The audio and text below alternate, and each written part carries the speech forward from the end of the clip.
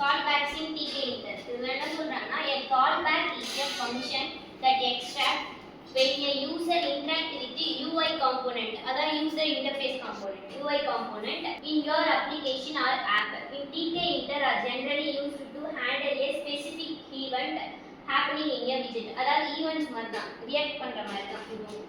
So example என்ன சொல்றாங்கன்னா callback function.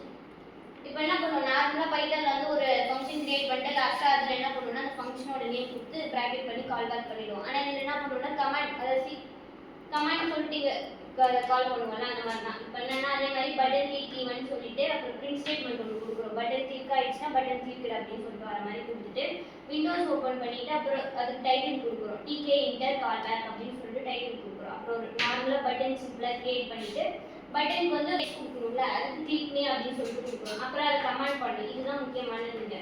ஏன்னா இங்கே கால் பேக்ஸ் தானே பார்க்குறோம். ஸோ இதுதான் முக்கியமானது. ஸோ கமெண்ட் சொல்லிட்டு பட்டன் அந்த டெஃப் ஃபங்க்ஷன் யூஸ் பண்ணோம்ல அவர் எடுத்து இங்கே கால் பண்ணிட்டு ப்ராக்கெட் க்ளோஸ் பண்ணணும். திருப்பி நார்மலாக ஆஸ் யூஷுவல் பட்டனை வந்து பேக் பண்ணணும். பேக் பண்ணிட்டு மெயினுக்கு கால் பண்ணுனா அவ்வளோதான். அவுட்புட் எப்படி வரும்னா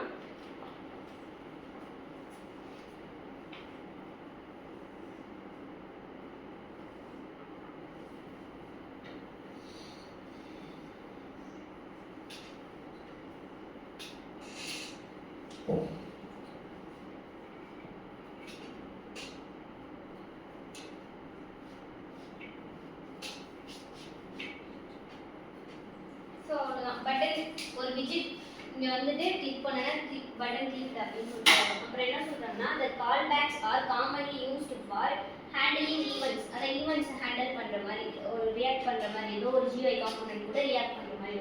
அப்புறம் such as button clicked or key pressed event.